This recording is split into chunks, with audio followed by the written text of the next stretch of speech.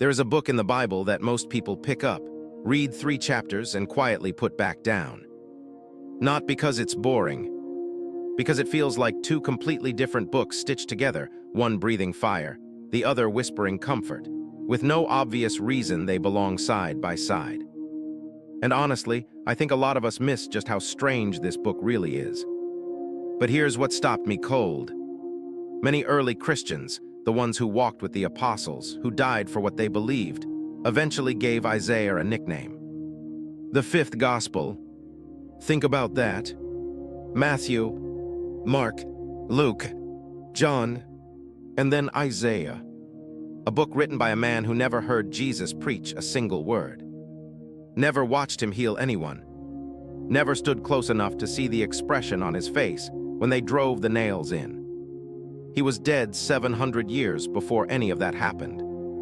And yet the New Testament quotes Isaiah constantly. Paul quotes him. The Gospel writers quote him. Even Jesus himself, in one of the most explosive moments in the Gospels, unrolls Isaiah's scroll in a crowded synagogue, reads a passage aloud, sits down, and says, "Today this is fulfilled in your hearing." The room froze, because everyone there understood exactly what he was claiming. What I want to show you in this video is the single idea that holds all 66 chapters of Isaiah together. An idea hidden inside one Hebrew word Isaiah uses more than almost anyone else in the Old Testament. A word most of us think we understand. We don't. And when you finally see what it actually means, it doesn't just change how you read Isaiah. It changes how you understand everything, who God is, why he seems both terrifying and tender, why the same book that threatens judgment also whispers, "Comfort, comfort my people." Like a father speaking softly to someone he refuses to abandon. That word is the heartbeat of the whole book. And once you see it, you can't unsee it. If you enjoy deep scripture dives like this, subscribe. Now let's go back to 740 BC. Because before we get to the word, you need to see the moment it burned itself into one man's mind forever. We left off in Jerusalem, 740 BC, and what happened inside that temple is the reason this entire book exists. Isaiah didn't go looking for a vision that day. He walked into the temple the way anyone walks into a familiar place, out of habit, out of grief, out of the quiet need to be somewhere sacred when the world outside feels like it's coming apart. The king had just died. Uzziah had reigned for over 50 years. An entire generation had never known another ruler. And now the throne was empty. What Isaiah saw next rewrote everything. The text says he saw the Lord high and lifted up, the hem of his robe filling the temple. And surrounding that throne were creatures the Hebrew calls seraphim. Most of us picture soft, radiant angels when we hear that word. But seraph literally means burning one. These were beings on fire, stationed around the presence of God, and even they could not look directly at him. They covered their faces with 2 wings, their feet with 2 wings, and flew with 2. And they were singing, not whispering, not chanting softly. They were calling out to each other. Kadosh, Kadosh, Kadosh. Holy, holy, holy is the Lord of hosts. The whole earth is full of his glory. Now here's where I need you to slow down with me. In Hebrew, repeating a word 3 times means the language has run out of stronger ways to say it. Not just holy, not even very holy. Holy beyond comparison. Holy in a category so absolute that everything else collapses by comparison. And Isaiah's reaction. Not worship, not wonder, terror. He says it himself. Woe is me, for I am undone. The Hebrew word he uses, nidmeti, doesn't mean embarrassed or humbled. It means undone, destroyed, unmade, like a candle that realizes for the first time it is standing in the middle of the sun. He doesn't feel inspired. He feels annihilated. And this is what I think most of us get wrong about holiness. We assume it's supposed to make us feel better about ourselves, as though being near goodness should automatically comfort us. But real holiness does the opposite. It shows you exactly what you are. No flattery, No softening, just the truth. Isaiah saw God, and it nearly destroyed him. But then something happened that changes everything. One of those burning creatures flew down to him, carrying a live coal taken directly from the altar, and pressed it against his lips. And instead of destroying him, it made him clean. That coal from the altar is not just a dramatic moment, it is the architectural key to everything that follows. Because once you understand what the altar meant, the structure of this entire book starts to make sense in a way it never did before. Here's what I mean. Isaiah has 66 chapters, and for centuries, readers have noticed something strange about the book. It seems to split naturally into two halves. The first 39 chapters are dominated by judgment, warning, and the Assyrian crisis closing in on Jerusalem. Then comes a dramatic shift. The final 27 chapters feel almost like a different world. Comfort, restoration, the promise of something entirely new. 39 and 27. If those numbers sound familiar, they should. There are 39 books in the Old Testament, 27 in the New. Some readers have even noticed that Isaiah seems to echo the Bible's own structure from the inside. Whether intentional or not, the symmetry is hard to ignore. The first half reveals the wound. The second half points toward healing. Written 7 centuries before the New Testament existed. But here's where it gets stranger. One scholar, Alec Mottier, one of the most careful Isaiah readers of the 20th century, proposed that woven through those 66 chapters are 3 distinct figures. 3 portraits being painted across decades, each one more detailed than the last. The first is a king. Isaiah 9:6 announces him with titles that seem far too large for any human being. Wonderful Counselor, Mighty God, Everlasting Father, Prince of Peace. And that phrase, Mighty God, in Hebrew is El Gibber, the same title used elsewhere only for God himself. Isaiah is not describing a merely great leader. He is describing someone who is both a child born into history and the God who created history. The idea was staggering. It shattered every category people had. The second figure appears later, a servant, and the shift in tone is so jarring it feels like a different book entirely. This is not a conquering monarch. This is someone quiet, gentle, someone who will not break a bruised reed or snuff at a flickering flame. Someone whose strength looks nothing like the world's idea of strength. The third figure, the Anointed One, carries a mission so specific that centuries later, Jesus would stand in a synagogue, read those words aloud, and declare they were about him. 3 portraits, 3 movements, and as I read Isaiah more carefully, I kept feeling this pull. Like these weren't 3 different people at all. Like Isaiah was circling the same face from 3 different angles, each pass revealing something the last one couldn't show. And if that's true, then the question becomes, whose face is it? That answer begins with a chapter so unsettlingly precise that scholars still argue about when it was written. That chapter is Isaiah 53. And the first time I read it carefully, I had to stop and check what I was reading. It doesn't read like prophecy. It reads like a witness statement. Here's what you need to understand about the people Isaiah was writing for. They knew a king was coming. That expectation had been building for generations. A conquering ruler, a restored throne, power returning to Jerusalem. That's the story they thought God was telling. That's the ending they were waiting for. And then Isaiah writes this. He had no form or majesty that we should desire him. He was despised and rejected by men, a man of sorrows and acquainted with grief. The Hebrew word translated sorrows here is makav. And it is not a soft word. It doesn't mean sadness the way we use it, a bad day, a heavy heart. It refers to physical anguish, the kind of pain that settles into the body, the kind that changes the way a person moves through the world. This is not a king arriving on a white horse.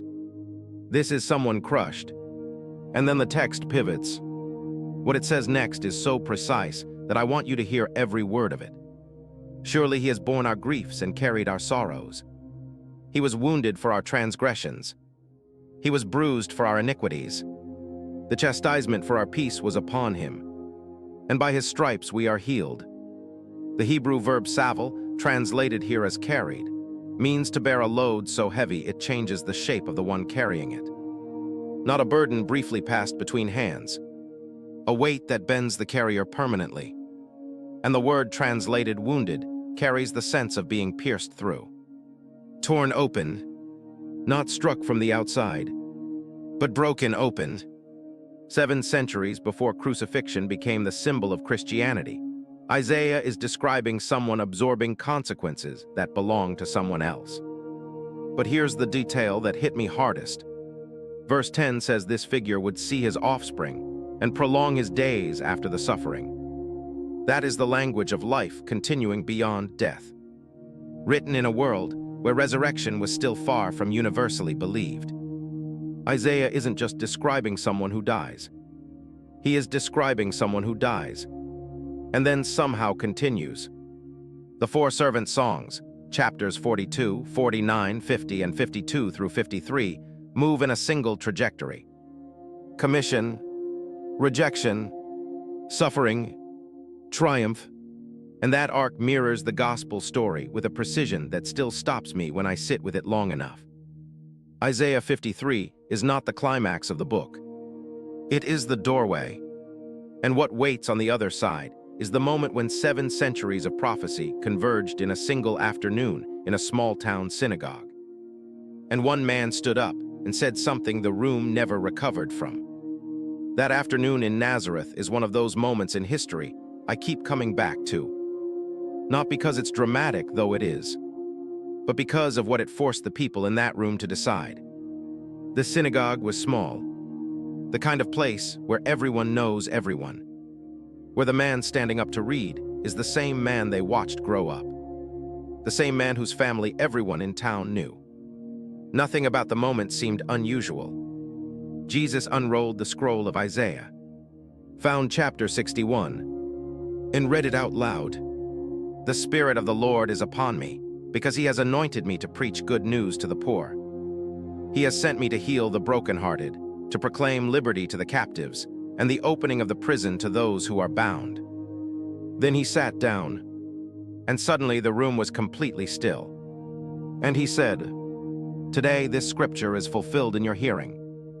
The room froze, because everyone there understood exactly what he was claiming. He wasn't merely explaining the passage. He was saying that the anointed one Isaiah described, the one sent to heal the broken, free the captive, and announce a new era, was standing right in front of them. In a body they recognized, with a face they knew. And here is what I find staggering about that moment. He wasn't only claiming Isaiah 61. He was claiming all of it. The king of Isaiah 9, born into history, carrying the name of God himself. The servant of Isaiah 53, crushed under the failures of others, absorbing suffering in a way no one expected. And the anointed one of Isaiah 61, sent not to the powerful, but to the poor, the imprisoned, the ones the world had already discarded. One person, 3 portraits, 66 chapters converging on a single claim, made in a room full of people who had known him since childhood. That is either the most audacious thing a human being has ever said, or it is true. There is no comfortable middle ground, and Isaiah refuses to leave room for one either. Because the book doesn't end at suffering or resurrection, Isaiah's vision keeps moving forward toward a new heaven and a new earth, a restored creation, and at the center of it all, a rhythm so ancient it predates sin itself. A rhythm that began on the 7th day of creation, and somehow impossibly still echoes into eternity. That rhythm Isaiah glimpsed at the end, a Sabbath that outlasts history itself, brings us all the way back to where this started. A man, a temple, a burning throne, and a holiness so absolute it nearly erased him on the spot. I've been sitting with Isaiah for a long time now, and the thing that keeps striking me, the thing I never expected when I first started paying attention to this book, is that the holiness Isaiah encounters in chapter 6 is not the antagonist of the story. It never was. We come to Isaiah assuming holiness is the problem. The distance between us and God. The standard we can't meet. The wall we keep crashing into. So we read the book expecting condemnation, enduring the warnings, relieved when we finally reach the comfort passages later on. But Isaiah is saying something very different. Holiness is not a wall. It is a furnace. And a furnace does not exist merely to destroy. It burns away everything that is poisoning the metal. Everything keeping it from becoming what it was meant to be. That coal from the altar in chapter 6, pressed against Isaiah's lips, taken from the place where sacrifice was made, where failure was absorbed, did not consume him. It cleansed him. The same fire that revealed his unworthiness also became the remedy for it. Not two different sides of God fighting each other. One holiness moving in two directions at once. That is what Isaiah has been trying to say all along. And Isaiah 43:25 contains one of the most astonishing lines in the entire book. God says, even I, am he who blots out your transgressions for my own sake. Not for your sake, for his own. Forgiveness is not a transaction you initiate after finally making yourself worthy. It flows from who God is. His holiness will not rest until it has finished what it started. And then there is the waiting. Isaiah 40:31 may be one of the most quoted passages in Scripture, but I think most people read it backwards. Those who wait upon the Lord shall renew their strength. They shall mount up with wings like eagles. They shall run and not be weary. They shall walk and not faint. Most people see that progression as decline. I don't think Isaiah does. The mountaintop moments come early. The sprint of first passion follows. And then comes the long walk. Quiet, ordinary. One foot in front of the other through years, no one applauds. And Isaiah says even there, you will not faint. The Hebrew word for wait is kava. It doesn't mean passive sitting. It means twisting fibers together into a rope, strand by strand, until two things become inseparable. That is what Isaiah is inviting you into. Not a feeling, not a moment, a life slowly woven into something strong enough to hold. Isaiah wrote in a world coming apart at the seams. Empires rising, kings failing, exile gathering on the horizon like a storm that refused to break. And through all of it, he kept returning to the same truth. The Holy One of Israel has not forgotten you. The fire you are most afraid of is the fire that will save you. Isaiah spent a lifetime saying one thing in 1,000 different ways. That the God who is most unlike us is also the one who refuses to let us go. That holiness, the very thing we assume creates distance, is actually the reason the distance keeps closing. The coal didn't destroy Isaiah. The servant of Isaiah 53 didn't remain in the grave. And the invitation in chapter 1 never came with a list of prerequisites. Every movement in this book bends toward the same person, the one standing at the edge of their own failure, convinced they have gone too far. And what Isaiah says to that person, across 66 chapters and 7 centuries, is simply this. The fire is not your enemy. It never was. Come. The lesson Isaiah leaves us with is not merely theological. It is deeply personal. Most of us are waiting until we are better, cleaner, more consistent, more worthy, before we allow ourselves to believe that God genuinely wants us. Isaiah dismantles that assumption from the very first chapter. Holiness is not a standard you perform for. It is a fire doing the work you cannot do yourself. So what do you do with that? The next time the gap between who you are and who you long to become feels unbearable, don't use that distance as a reason to pull away. Use it as the reason to move closer. In Isaiah, that gap was never the end of the story. It was always the beginning of one. The fire reveals. Then the fire heals. That sequence never reversed once across 66 chapters. And the invitation Isaiah recorded at the very beginning is still open. Not after you've fixed yourself, not once you've earned the right to approach, but now exactly as you are. Come now, let us reason together. If this opened up Isaiah in a way it never had before, subscribe.